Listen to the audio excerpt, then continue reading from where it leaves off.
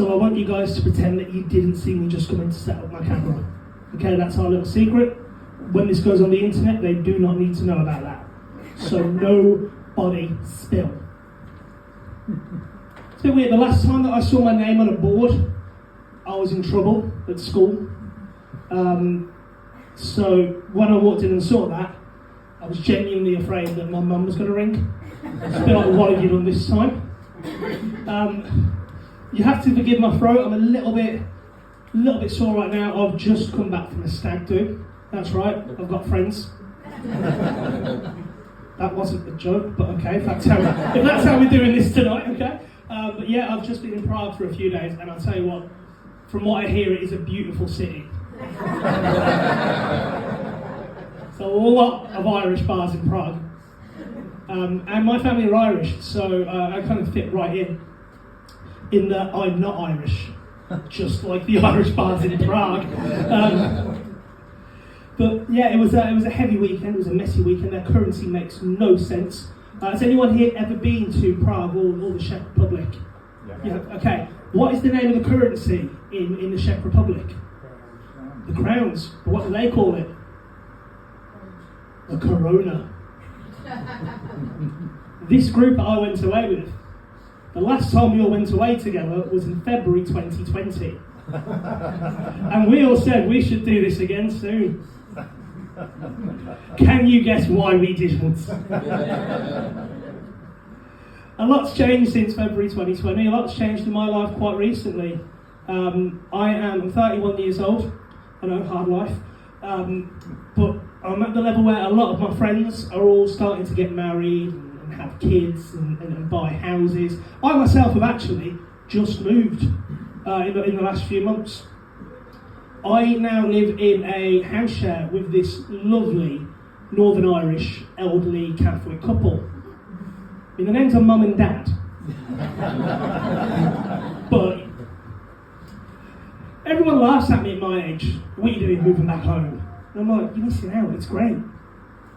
Because they do my washing, they cook my food, and if I go to bed by 7 o'clock, they'll read me a story and tuck me in.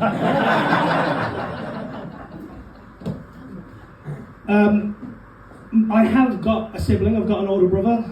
According to my mum and dad, his name is the successful one.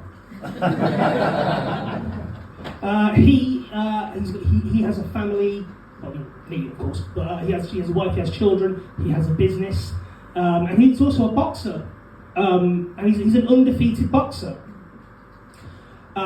Technically so am I. I've never been in the ring, but still undefeated.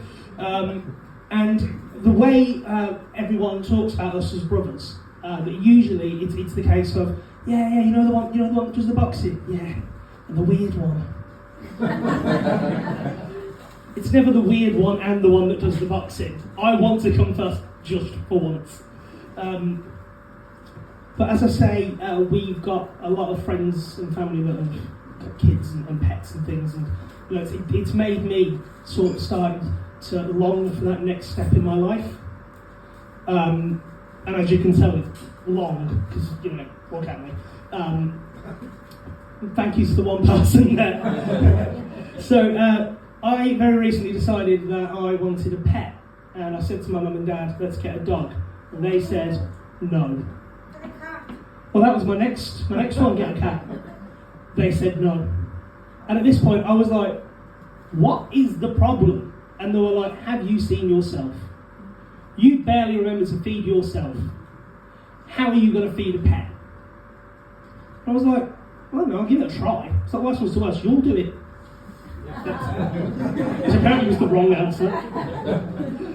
So I rebelled against their instructions, and as of just over a month ago, I am the proud owner of a goldfish. He's a little prick.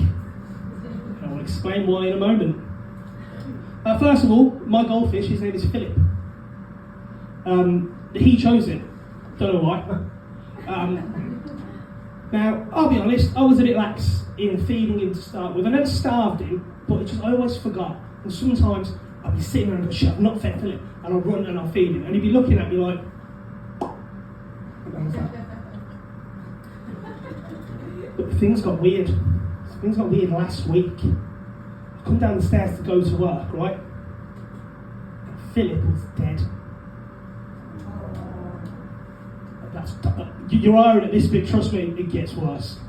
I couldn't face it. I couldn't, I couldn't deal with it. So I thought I'll let mum and dad flush him down the toilet. That could be their problem. But when I got home from work, he was alive again. And I was like, Philip, man, what the hell? What happened? And the little bastard pretended nothing had happened. He just swum away. Happened again. A couple of days later. So this time I come downstairs and he was gone. And at this point I started to ask questions. Mum and Dad have gone. I was gone on holiday. And don't be ridiculous. Fish can't get passports. Come home from work. He's back, and I'm like, Philip, where have you been? And again, he just looks at me, gives me that, and swims away.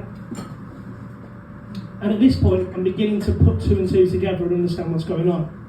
There is a weird conspiracy going on, and my goldfish is involved somehow. They silenced him, but he keeps coming back.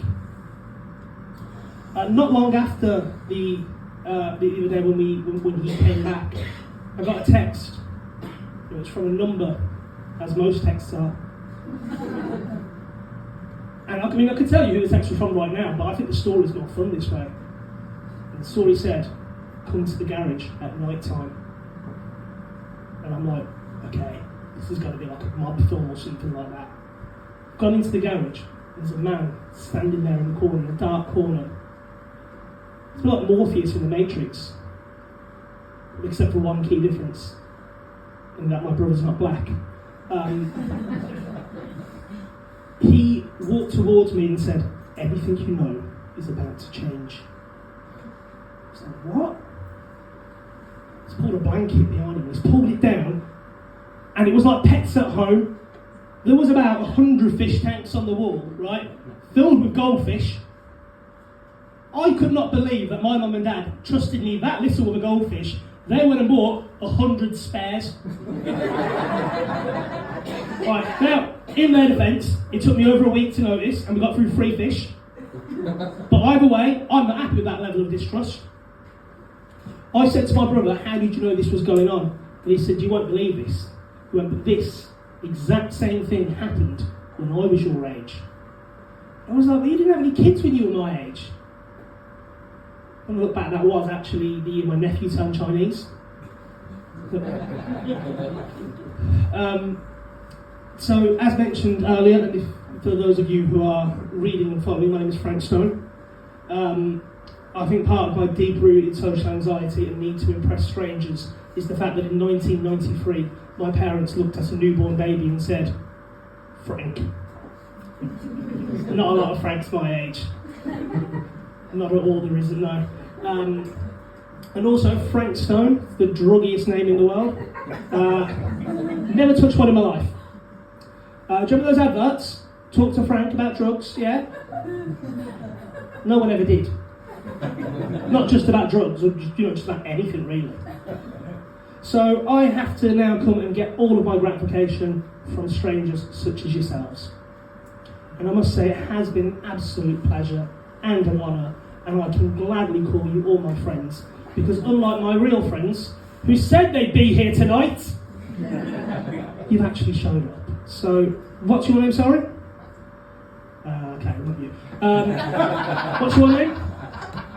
I've got an old name as well, it's Ken. Ken? Me and you, next stag do, Prague, you'll love it. Good night, guys.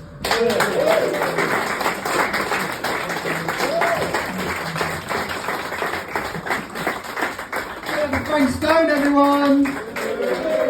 Crystal.